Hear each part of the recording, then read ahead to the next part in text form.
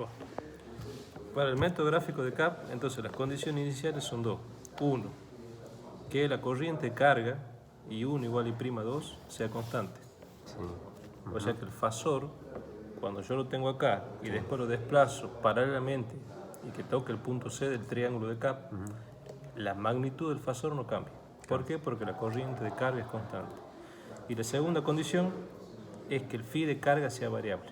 Entonces usted se fija, el phi de carga, que es ese phi2 que está ahí, está variando. Estoy pasando de la zona inductiva a una zona resistiva, phi2 de carga igual a 0, a una zona capacitiva. Pero en todo momento lo que está variando es el phi de carga, pero la corriente de carga se mantiene.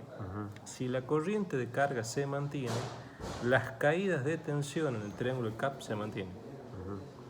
¿Sí? Se mantiene la caída en la resistencia, se mantiene la caída en la reactancia y por ende se mantiene la caída en la impedancia. Entonces lo que yo voy haciendo es trazar lugares geométricos de la tensión. Entonces, ¿cómo se construye el método gráfico de CAP? Una vez que tengo dibujado el triángulo de CAP y tengo ubicado el ángulo phi sub K, que es el ángulo interno de cortocircuito, que en el caso de máquinas trifásicas, por ejemplo, de distribución, son ángulos muy importantes porque generalmente están entre los 78 a los 80 grados. ¿Sí? ¿Cómo se obtiene eso? Haciendo el arco tangente entre la reactancia y la resistencia. Y en general ustedes lo pueden calcular. Si asumimos que estas reactancias generalmente son de 5 a 6 veces el valor de la resistencia y hacemos el arco tangente de esta reactancia que son de 5 a 6 veces el valor de la resistencia, me queda arco tangente de 5 o arco tangente de 6, que me va a dar un valor bastante grande. Si no, si se tienen calculadora, más o menos me tiene que estar dando en el orden de los 78-80 grados. Una consulta, acá esta resistencia, ¿se pueden medir las dos resistencias y obtener este valor? Claro, es que así se hace. Medimos R1, medimos R2 y si lo queremos hacer todo referido al lado primario, a la parte de la resistencia 2 la referimos al primario simplemente premultiplicando por K al cuadrado, siendo K la relación de transformación. Perfecto. E incluso más, este segmento de la hipotenusa del triángulo también lo podemos obtener, porque si bien acá tenemos I'2 por Z'K, en el momento que la corriente I' sea la corriente nominal, es decir, la máquina esté en condición de régimen, es decir, a plena carga, el producto de I'2 por Z'K, esto que está acá es UK. ¿Por qué es UK? Es la caída interna que tengo en la rama serie longitudinal, si y solo si la corriente que circula es la corriente nominal. Entonces esta caída que tengo en la hipotenusa del triángulo de CAP es UK. Entonces UK lo puedo obtener. ¿Cómo? ¿O a partir de dónde? De dato de placa del transformador. Entonces teniendo este segmento, ¿sí? Trazo un arco de circunferencia haciendo centro en A partir de este segmento que ya es conocido, tiro una vertical, donde intersecto el arco de radio K con la vertical, obtengo el punto de intersección C.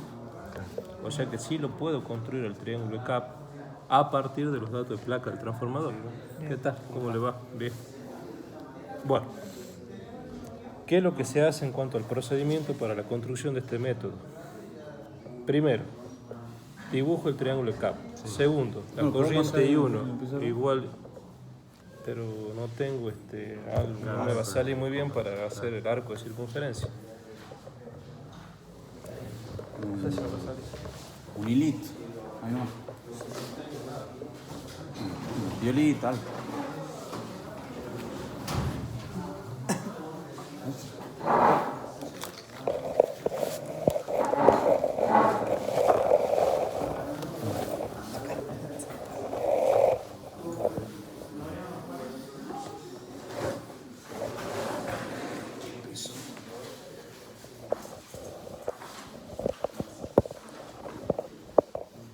Ahí se van haciendo los aquí porque paga el brazo del ingeniero, ¿no?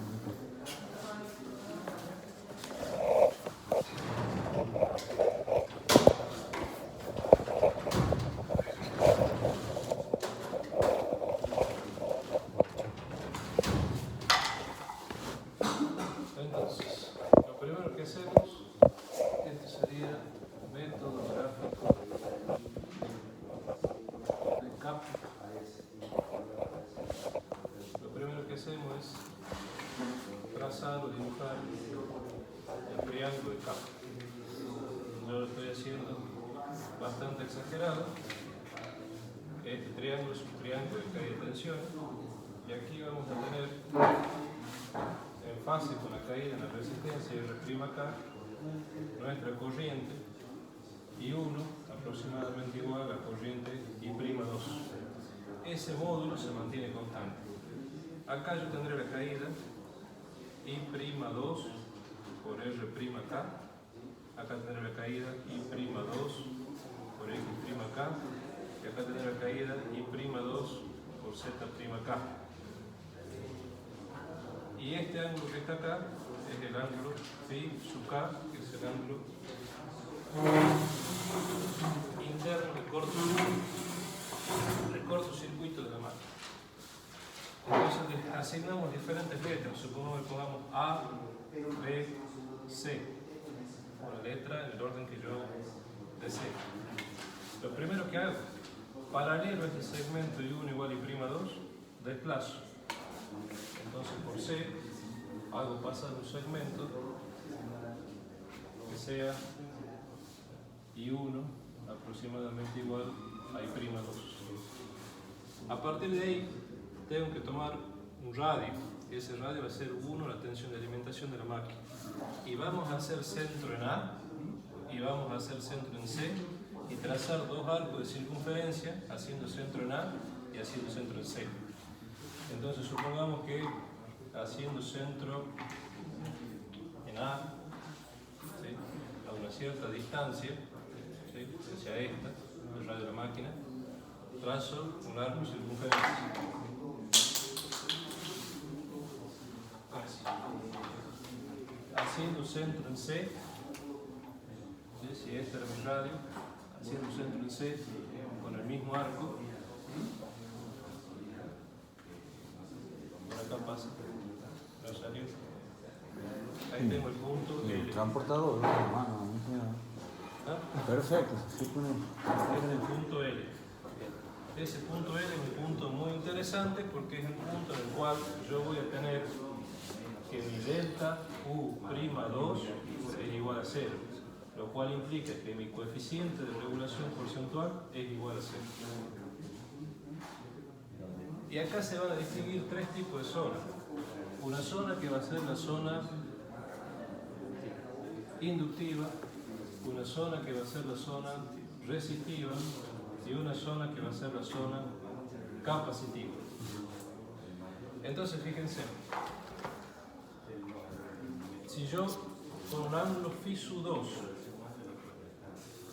lo paso por aquí, tiro una recta, acá va a intersectar en dos puntos. Esos puntos le podemos llamar como nosotros querramos, M, N.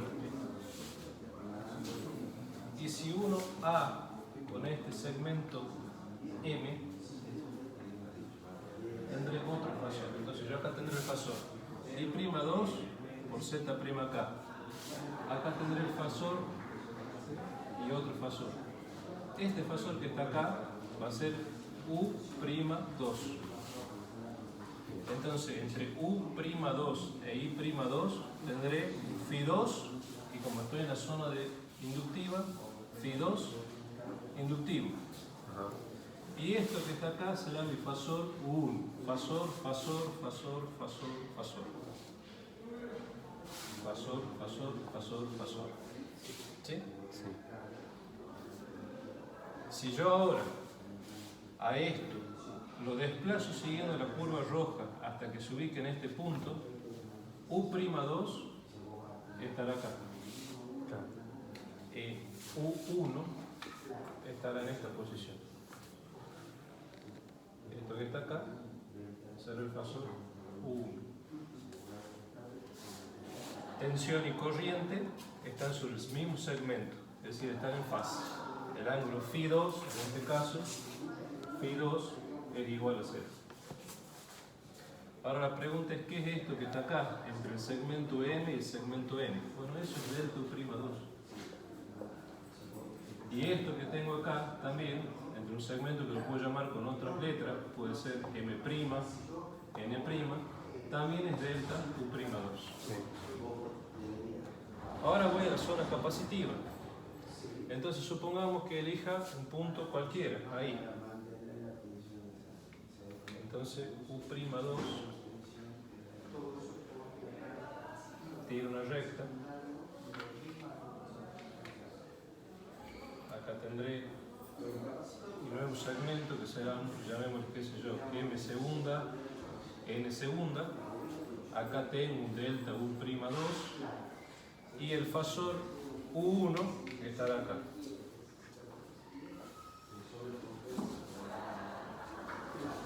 Entonces acá tendré U'2 fasor, U1 fasor. Y este segmento de acá, delta U'2. Con eso podemos sacar una primera conclusión, que en tanto en zona inductiva, resistiva o capacitiva, por encima del punto L, tengo un delta U'2 que es mayor a 0. Si tengo un delta U'2 mayor a 0, significa que tengo un coeficiente de regulación porcentual mayor a 0. Por lo tanto, tengo un coeficiente de regulación porcentual positivo, tanto en zona inductiva, resistiva como capacitiva. ¿Cuándo tengo regulación igual a 0? En la zona capacitiva, justo en el punto L, en el cual, lo hagamos con otro color para que se entienda. Si yo ahora uno en este punto,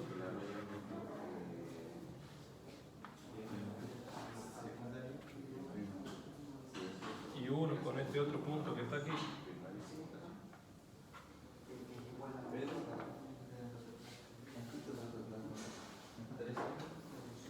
U1 fasor igual a U'2 fasor.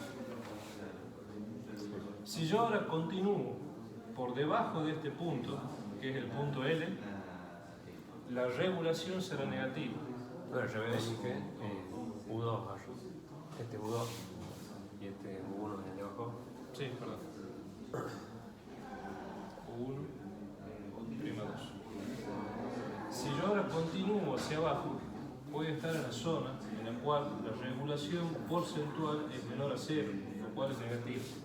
Y eso va a implicar que la tensión U'2 va a ser mayor a la tensión U1. Y si eso ocurre, estoy en presencia de lo que se conoce como efecto Ferranti, que es sobretensión del lado secundario. Entonces, si ahora lo hiciésemos con otro color hacia acá, ¿dónde me quedaría U1 y dónde me quedaría U'2? Si lo hiciésemos con otro color, supongamos que lo hiciésemos con un color rojo para esta zona. U2 sigue siendo tocando con el rojo. Claro, sigue la curva roja. Sigue el color rojo, U2. Supongamos que sea ahí, no va a llegar a la regla.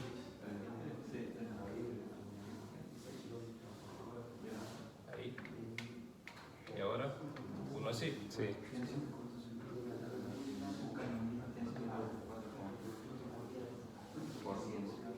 Pregunta, ¿dónde estaría U1 y dónde estaría U2? U1 estaría acá, U2 estaría acá. Entonces veo que este segmento, U'2, es mayor a 1. Por lo tanto, acá tengo el delta U', negativo. U2 es mayor a 1. Efecto Ferranti. U'2 mayor a 1. O sea que el 0 cuando del 0 se llama el punto L. El efecto Ferranti del 0 para abajo. Por debajo del punto Bien. exacto. Yo creo que el punto 0. Todo esto se da básicamente cuando se cumplen dos condiciones. I de carga y 2 igual a constante, lo cual implica que I'2 también es igual a constante y tengo un coseno phi 2 variable. Cuando la corriente de carga es constante y el ángulo de carga es variable, entonces se cumple esto. Si no fuese así, si yo lo hago con phi de carga variable y corriente variable, en vez de tener dos arcos de circunferencia, voy a tener una familia de curvas. Y es lo que ocurre en la vida real. En la vida real, la corriente de carga es variable y el ángulo de carga es variable. Lo que nosotros hacemos es una restricción al hacer que la corriente de carga sea constante y el phi de carga sea variable. Eso no existe en la vida real. Supongan, el ejemplo que siempre doy, supongan un pequeño pueblito donde toda la gente va de ese pueblo a trabajar en una fábrica. Entonces la gente se levanta temprano a las 6 de la mañana y esa fábrica trabaja de 6 a 4, 5 de la tarde, 6 de la tarde. Encienden todos los motores, el tipo de carga que yo tengo, predominante durante esa franja horaria de las 24 horas del día, es cargas inductivas, predominantemente inductivas. ¿Dónde estoy trabajando en mi transformador? En esta zona, donde mi tipo de carga es predominantemente inductivo. La gente va a su casa y a la hora de la oración, 7, 8 de la noche, supongamos que las lámparas sean totalmente halógenas o incandescentes, la que tiene ese pueblo, que tenga 20, 30, 40, 50 casas, todos encienden ya a la noche sus lámparas, y desde las 7, 8 de la noche hasta las 12 de la noche, cuando se van a dormir, durante esa franja horaria de 4 o 5 horas, mi carga ya es predominantemente resistiva. Entonces ya paso a trabajar en esta zona. La carga se hace predominantemente resistiva y mi máquina comienza a trabajar en esta zona. ¿Tengo regulación? Sí. ¿Tengo caída de tensión en la máquina? Sí. Estas caídas de tensión que están exageradas en las máquinas son caídas de tensión sumamente pequeñas. ¿Por qué? Porque un transformador es una máquina que transmite potencia, transmite energía con altos rendimientos, por encima del 90%, tiene excelente regulación, significa que estas caídas de tensión son sumamente pequeñas.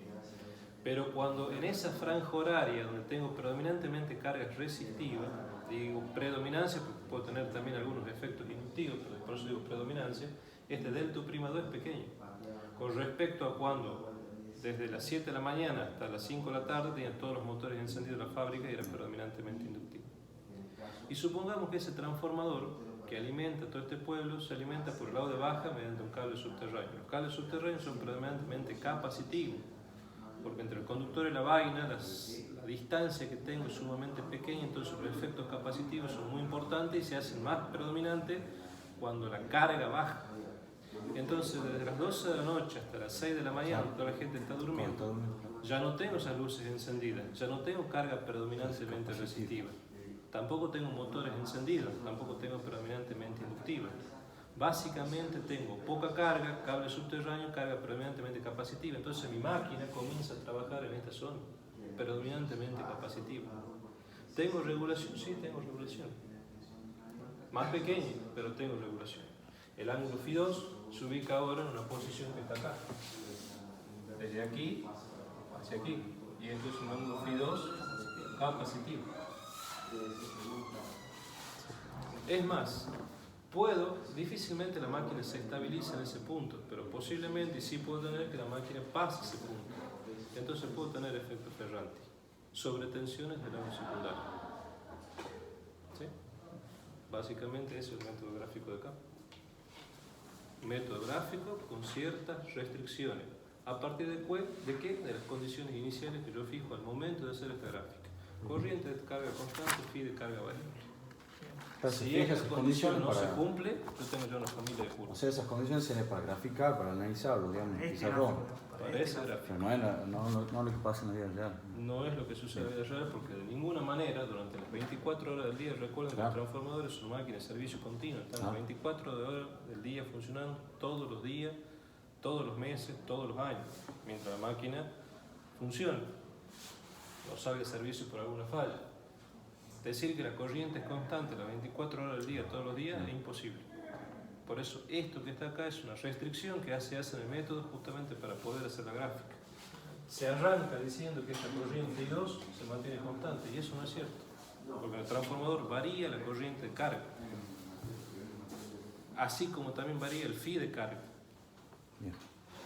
¿Se entiende?